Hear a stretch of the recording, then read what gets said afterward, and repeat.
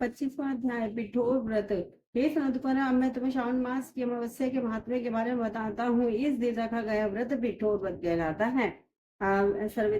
सर्वाधिष्ठान होने से घट को पीठ कहते हैं। उसमें जो पूजन उपयोगी वस्तु होती है उनको और कहते हैं। इसीलिए इस व्रत का नाम पिठोर व्रत पड़ गया है। विधि: दीवार को पहले सफेद या पीले रंग से रंगनी चाहिए, फिर तांबे के रंग से रंगनी चाहिए। अब मध्य भाग में पार्वती और शिवलिंग बनाए, उसके ऊपर और संसार की सभी चीजें बनाए, जैसे रसोईघर, देव मंदिर, शयनागार, खजाना, स्त्रियों के सोने का कमरा, प्रांतः प्रसाद, अट्टालिका, पेड़, ईट, पत्थर, चूना, दरवाजा, पालिक दरवाजा, चार दीवारी, बकरी, गौ, भैंस, ऊंट, हाथी, घोड़ा, पालकी, रथ, सब प्रकार के अनाज, सब तरह के पक्षी, दालें, सब्जियां, फल, दीपक, तेवट आदि उपरोक्त वस्त्रों को बनाकर षोडशोपचारों से उनकी पूजा करनी चाहिए। अनेक तरह के गंध, धूप, चंदन आदि देकर ब्राह्मण बालक सौभाग्यवती स्त्रियों को भोजन कराना चाहिए तथा अंबिका सहित शिवजी जी से कहना चाहिए कि हे दया सिंधु, हे शशि शेखर,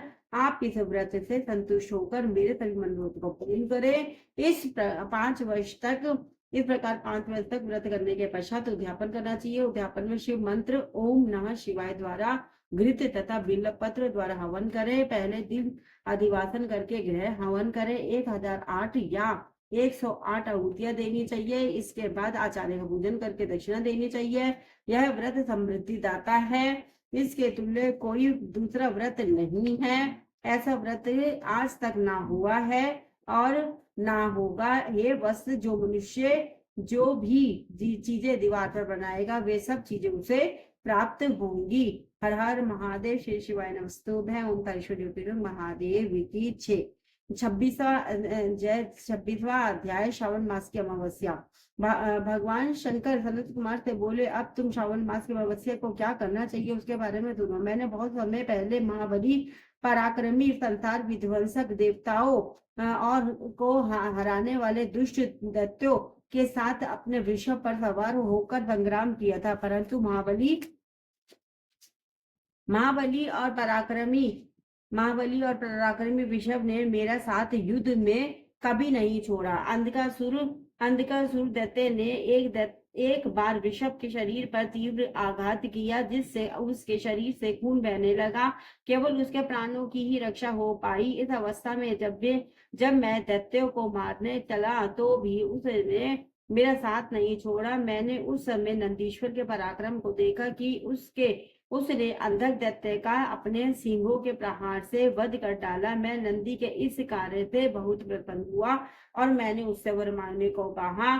तुम जो वर मांगोगे उसे मैं अवश्य पूरा करूंगा। नंदीश्वर बोला, मुझे कुछ नहीं चाहिए, आप मुझ पर प्रसन्न है, इससे बढ़कर मेरे लिए और क्या वरदान हो सकता है। फिर भी संसार की भलाई के लिए आपसे प्रार्थना करता हूँ, आज श्रावण मास की अमावस्या, आज के दिन गौ के सहित मृतिका बैलों का पूजन हो और कामधेनु सदृश मेरा जन्म हो। मनुष्य भक्ति द्वारा प्रत्यक्ष गौ तथा बैलों का पूजन करे, गेरू से तथा धातुओं से उनके शरीर को सजाए, सींगों को सोने चांदी से मढ़े, दोनों सींगों में रेशमी गुच्छे बंधवा कर बांध कर चित्र विचित्र नाना रंगों से मिश्रित कपड़ों को पीठ पर ढककर गले में सुमधुर आवाज करने वाली घंटियां बांधे। दिन में गांव के बाहर ले जाकर शाम को घर वापस ले आए। खली बिनौले उन्हें खाने को दे। जो ऐसा करे उनके यहाँ गौधन की वृद्धि हो। मैंने वृषभ से कहा, तुमने जो मांगा है वह सब तुमको अवश्य मिलेगा। जो वृषभ आज के दिन किसी काम में ना लगाया गया हो,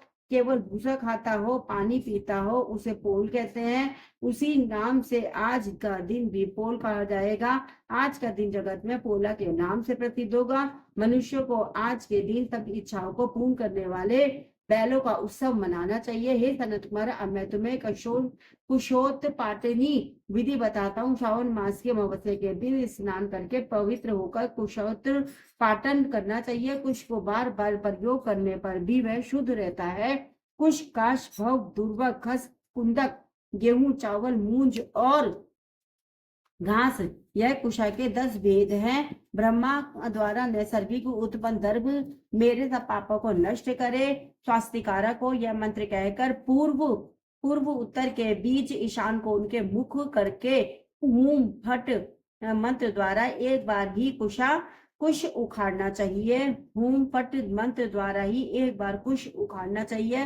जिन कुशों के अग्रभाग सूखे ना हो, ऐसे हरे रंग के कुश देव कार्य और जपादि कर्म में जड़ रहित कुश पित्त कार्य में रखना चाहिए। देव कार्य और पित्त कार्य के लिए 7 पत्र के कुश उत्तम बताए गए हैं। मध्य में पत्र ना हो, ऐसे अग्रभाग सहित आदेश प्रमाण कुश पवित्र से रखने योग्य हैं। ब्राह्मण के लिए 4 कुश का पवित्रा, क्षत्रिय के लिए 3 कुश का पवित्रा, वैश्य के लिए 2 कुश का पवित्रा और शूद्र के लिए 1 कुश का पवित्रा देना चाहिए। उत्पन्नार्थ के लिए वर्णों के लिए 2 पवित्र होते हैं। 50 का ब्रह्मा और 25 का विष्ठा होता है। पवित्र को आचमन करते समय हाथ से ना निकाले। विकट अग्निकारण तथा पाद्य समाप्ति पर पवित्र को त्याग देना चाहिए। दर्भ तुल्य पुण्य दाता अन्य कोई पवित्र पापनाशक नहीं है। जितने देव और पितृ कार्य है वह सब दर्भाधीन है। अमावस्या के दिन ऐसे दर्भों को स्वीकार करना चाहिए। यह दर्भ कभी बासी नहीं होते हैं। 26वां अध्याय पूरा हुआ। श्रावण मास महात्म, अमावस्या महत्व। हर हर महादेव। श्री शिवाय नमस्तुभ्य। ओमकारेश्वर ज्योतिर्लिंग महादेव की जय। हर हर महादेव। राधे राधे। हरे कृष्ण कृष्ण कृष्ण हरे हरे। श्री राम जय राम जय जय राम। श्री राम जय राम जय जय राम। जय बजरंग बली। जय भोले बाबा।